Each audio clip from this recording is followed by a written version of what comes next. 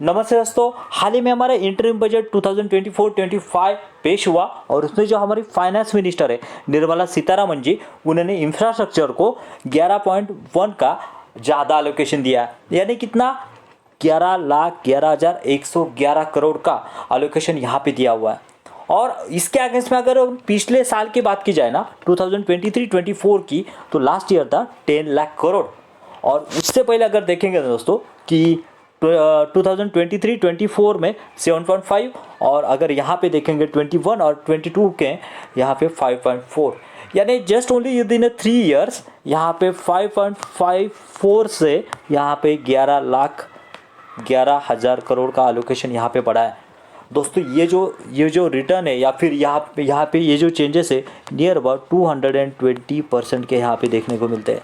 सो बहुत बड़ा scope, immense scope यहाँ पे इंफ्रास्ट्रक्चर को यहाँ पे रहने वाला है। सो इसी से रिलेटेड एक स्मॉल कैप स्टॉक के बारे में जानेंगे आज।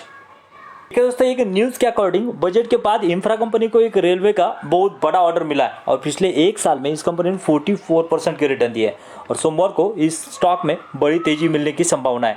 अगर इसकी डिटेल न्यूज़ की बात की जाए दोस्तों, तो यहाँ पे देखिए, यहाँ पे बताया है कौन सी है वो कंपनी, पहले वो देखते हैं। IHG इंफ्रा इंजीनियरिंग कंपनी जो है उसको एक बहुत बड़ा ऑर्डर मिला है और ऑर्डर की बात की जाए तो उनको रेलवे से यहाँ पे देख सकेंगे 31 जनवरी को कौन सा ऑर्डर मिला है, 447 करोड़ का ऑर्डर मिला है। उसके बाद 2 फरवरी को यानी आफ्टर द बजट यहाँ पे 716 करोड़ का ऑर्डर मिलते हुए देखा है दोस्तों। यहाँ पे 716 और 447 ऐसे 2 बड़े ऑर्डर यहाँ पे एग्जीक्यूट करते हुए ये कंपनी दिख रही है। सो दोस्तों, जैसे कि मैं कहता हूँ रेलवे को वंदे भारत जो ट्रेन है उसमें कन्वर्जन किया जाएगा। उसके बाद में रेलवे का जो है इंफ्रास्ट्रक्चर जो है, रेलवे के ब्रिज हो गए, ये पूरे जो है वो रिनोवेट होने वाले हैं दोस्तों। और इसी वजह से ऐसे बड़े बड़े ऑर्डर इस कंपनी को मिलने वाले हैं। सो दोस्तों, ये कंपनी बहुत बड़ी नहीं है, इसका मार्केट कैप जो है वो बहुत छोटा है अकॉर्डिंग टू दिस सेक्टर। सो देखते हैं दोस्तों इस कंपनी का बिजनेस कौन सा है, देखते हैं कौन सा है बिजनेस। Let's go. देखिए दोस्तों, इस कंपनी के बिजनेस की बात की जाए ना तो ईयर ऑफ एग्जीक्यूशन यानी 21 ईयर का एक्सपीरियंस है इनको। एक्टिव प्रोजेक्ट फिलहाल हाथ में जो है उनके 17 है और HAM प्रोजेक्ट जो है वो 9 है। HAM प्रोजेक्ट जो है उसके बारे में हम आगे बात करेंगे, मुझे बहुत इंपॉर्टेंस लगता है इस प्रोजेक्ट का। उसके बाद में रेवेन्यू CAGR देखेंगे दोस्तों, रेवेन्यू जो है 26% से बढ़ा है, EBITDA मार्जिन जो है वो 28% से बढ़ा है और प्रॉफिट का CAGR देखिए दोस्तों 38% का CAGR पिछले 5 साल से कंपनी दे रही है।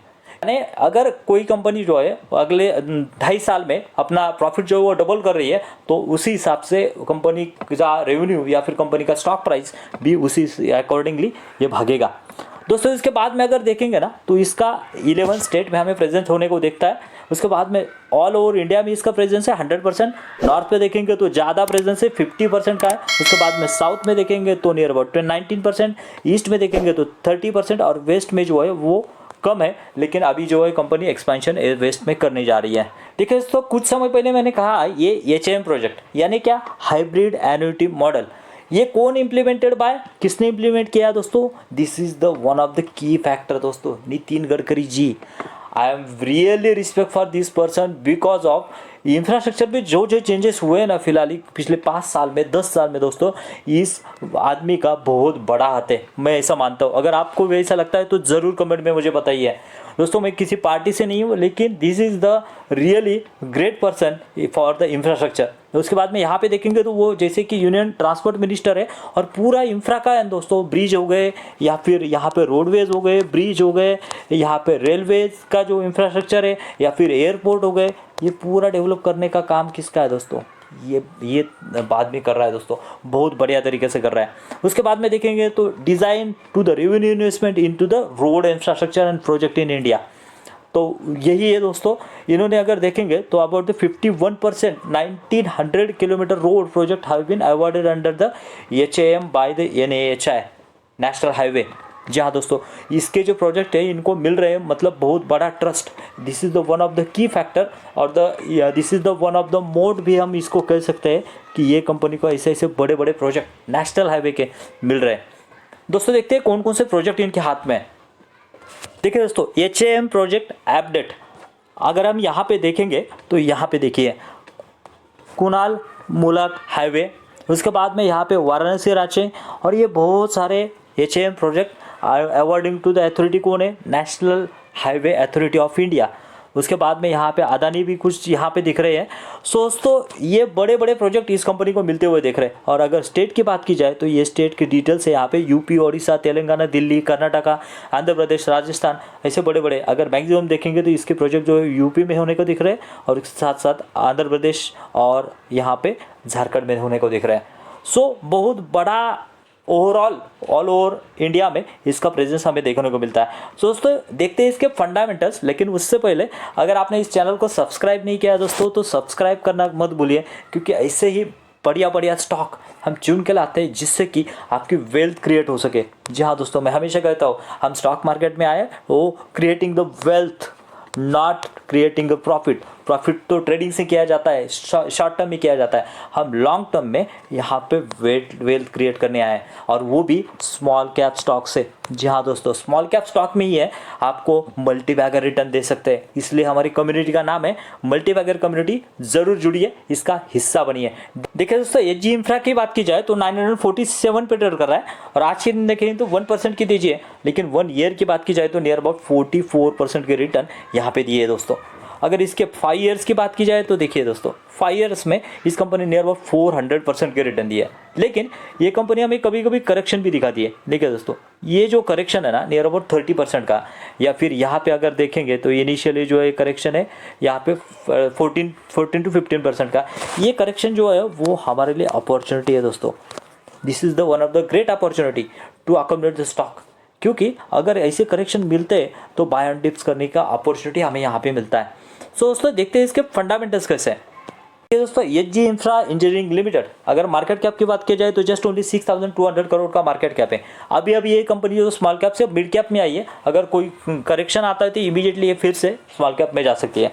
यहाँ पे बात की जाए तो ROC और ROE डिसेंट है दोस्तों। देखिए फिर 25 और 29 का ROC और ROE अगर है तो कितना इफिशिएंटली ये कंपनी वर्क कर रही है। डेप्ट टू इक्विटी नॉमिनल है या फिर मैनेजेबल है, क्योंकि दोस्तों इंफ्रा की कंपनियां जो होती है ना उनको बहुत सारा डेप्ट लेना पड़ता है, क्योंकि बहुत सारा heavy equipment, machinery, man power, इसके लिए बहुत सारा जो है उनको पैसा जो लगता है उसकी वजह से डेप्ट लेती है।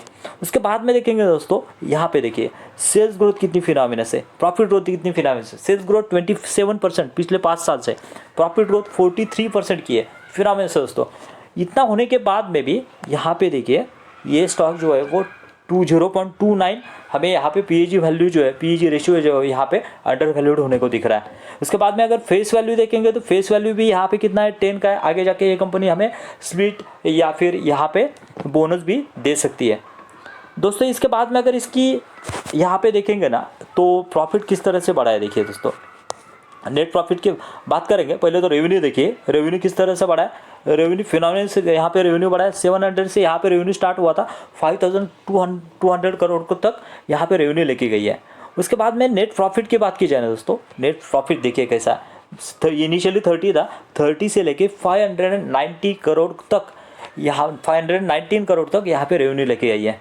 उसके बाद में बैलेंस शीट की बात की जाए दोस्तों तो बैलेंस शीट में देखिए यहाँ पे रिजर्व जो इनिशियली 105 करोड़ से यहाँ से 2,095 करोड़ तक यहाँ पे रेवेन्यू आई है। उसके बाद में बोरोइंग्स देखेंगे तो बोरोइंग्स है दोस्तों, जैसे कि हमने देखा 0.67 जो है, लेकिन जैसे कि इस कंपनी का ROCE क्या है, ROCE मतलब क्या होता है दोस्तों, ROCE मतलब रिटर्न ऑन कैपिटल एम्प्लॉयड। जो भी हमने बोरिंग ली है या फिर इक्विटी है उनका मिला के अगर अच्छी तरह से इफिशिएंटली काम कर रही है तो ये जो लोन लिया है वो वर्थ है। अगर कम होता या 10 होता 12 होता तो वो मैटर नहीं करता, ये दिक्कत वाली बात थी, लेकिन यहाँ पे कोई दिक्कत वाली बात नहीं है दोस्तों। इसके इन्वेस्टर पैटर्न की बात की जाए ना तो इन्वेस्टर देखिए यहाँ पे प्रोमोटर ने जो है अपने पास कितना माल रखा है देखो 74.53 से, यानी इसने बेचा ही नहीं है इनिशियली से 2021 से इसने बेचा ही नहीं है अपना माल। FIS भी है, FIS भी अपनी होल्डिंग यहाँ पे बढ़ाई है। DIS ने भी नियर अबाउट 14% से 12% है। ओके वो उनका जो है वो कम ज़्यादा होते रहते, लेकिन पब्लिक के पास सिर्फ कितना है 11-12% है दोस्तों। यानी मेजॉरिटी होल्डिंग जो है मैं हमेशा कहता हूँ अगर स्ट्रॉन्ग हैंड में है, स्ट्रॉन्ग हैंड मतलब कितना परसेंट है दोस्तों, this is the strong hand means near about 88%। 88% का माल किसके पास है, प्रोमोटर के पास है, DIS के पास है और FIS के पास है। सो दोस्तों this is the really great factor तो फॉर दिस कंपनी। सो दोस्तों अगर आपको वीडियो अच्छा लग रहा है तो लाइक कीजिए। सो हमें लगे आपके लिए तो ये बटन है रियल, हमारे लिए मोटिवेशन है। जी हाँ दोस्तों, देखते हैं।